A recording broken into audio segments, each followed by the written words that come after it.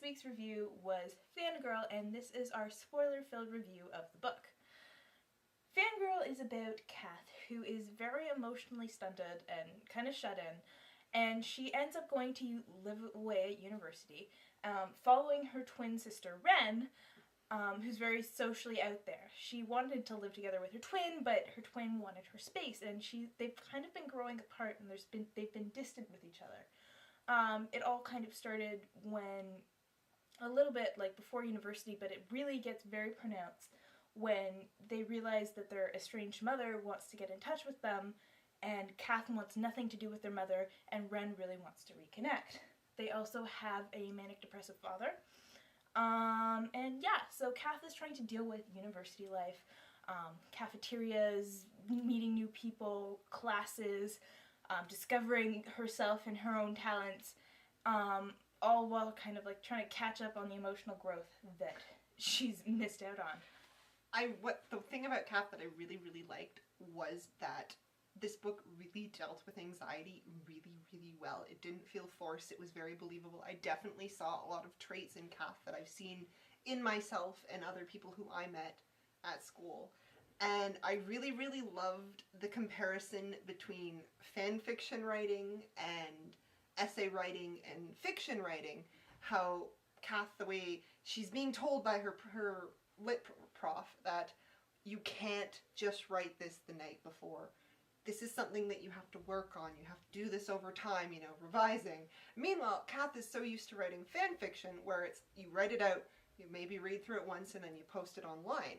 And so I really like how this book compares fan fiction, and is fan fiction a legitimate thing versus real fiction, and the whole plagiarism issue, and how people develop relationships with characters, how she thinks that she writes Simon and Baz better than the writer writes Simon and Baz, and how she understands them better than the writer understands them. It's very interesting. Basically, what's happening in Kath's life is the one thing she does is she writes Simon Snow fan fiction, which Simon Snow is basically your Harry Potter equivalent. And there's 8 books. The last book has yet to come out, and Kath has been writing an alternate ending. And her goal is to get this alternate ending out before the author does.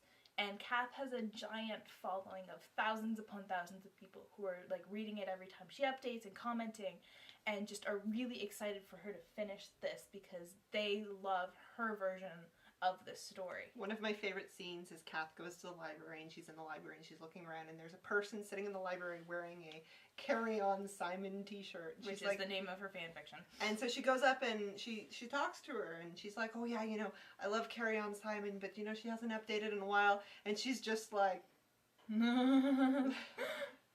She doesn't say anything about it, and they have this whole conversation about the series and kind of where it's going, and the girl, she never tells the girl that she's actually the one writing it. Kath runs into a few different people who are, like, all her characters aren't, like, cookie cutter, which is very nice. Are they, like, 100% non-stereotypical? Not always. You have her roommate Regan, who they don't get along very well at the beginning, but when they do start to become friends, it's, like, a very natural friendship. Regan is always going out, and she's always got guys hanging around, but like when they do spend time together, they have a lot of fun together. She's kind of described as looking like Adele, which I thought was really cute. And the name Regan is so like an interesting choice, because the two things that come to mind when I think Regan is I think one of the sisters from King Lear and the little girl from The Exorcist. Yeah, that's what I think of immediately. That name just automatically puts me on edge, and so, this is my roommate Regan. I'm just like, is she gonna kill you when you're asleep? Is this gonna happen? Regan also has her boyfriend, Levy, and Levy is kind of described in a really weird way. He's, like, Kath gets to know him a lot better than she gets to know Regan initially, but she always describes him in snippets.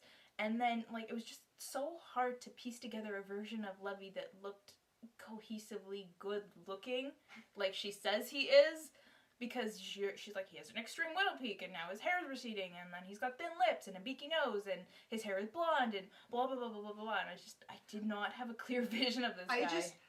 I kind of loved him just a little bit. Oh, I liked him, and yeah. I like how he was so happy all the time. Like, he was so friendly, and how she's like, oh, he's always smiling, and he works at Starbucks, and he's just like, welcome to Starbucks. Can I take you? Like, you can get a picture of his personality.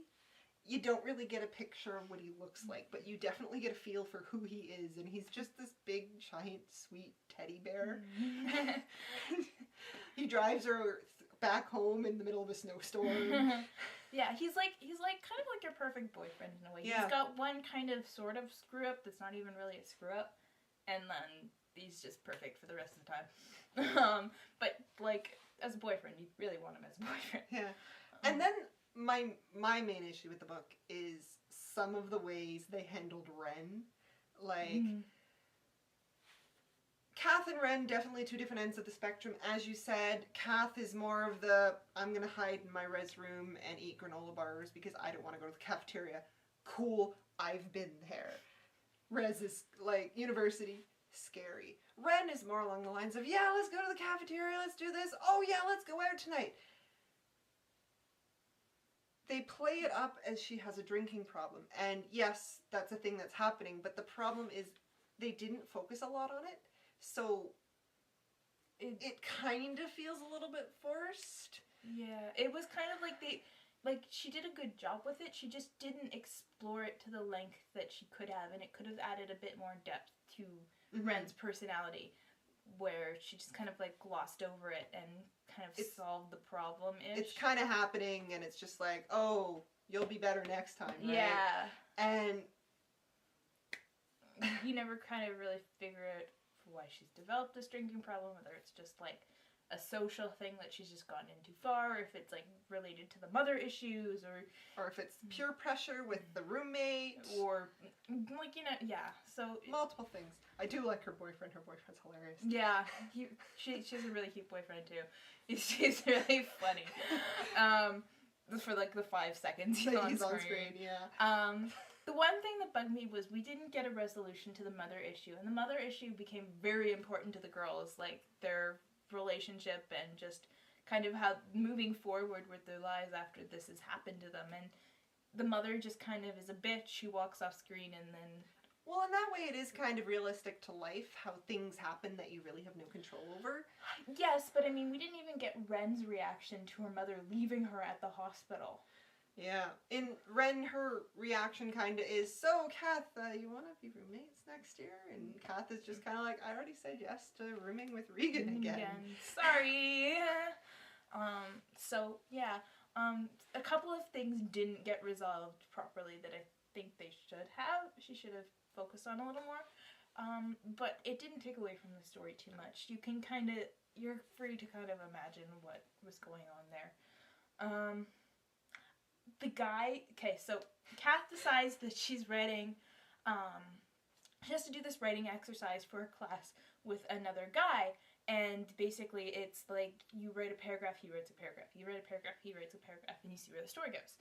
And then they're like, hey, this works really well, why don't we do this twice a week and work on a story together?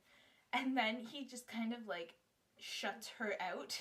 And takes it. And like submits it as his own, and the teacher eventually sees through it, but he was just a giant dick. Yeah. And he kind of gets his own at the end because he can't publish it in a magazine without her saying the teacher yes. says, I won't let you publish this unless you get her permission, and Kath is just like, no. It's your story, but I'm not putting my name on it, and you can't publish it. So, but just like, it was interesting watching her deal with that, because it's kind of something that would come up in university, and it's kind of, she kind of deals with it probably exactly the way you would deal with it. This book is very close to life. It has very good representation of fan culture, and I really, really enjoyed it. It did remind me of being back at school. It made me miss a lot of things. Like, I miss my roommate from first year. I definitely texted her when I finished this book, being like, do you remember when we used to stay up all night and talk about nothing? Yes! So, yeah, I definitely would recommend Fangirl. Even if you're not really into, like, a fandom, it's definitely relatable. Especially for the university thing. And it's just like a nice, soft, untaxing read. which is another nice thing to find every once in a while. So we would definitely check out some of her other books. She's definitely impressed us with this one. And we would recommend it to you guys. Yeah, so if you haven't read Fangirl, go give it a read. Alright, so we will see you guys next time. Bye guys! Bye!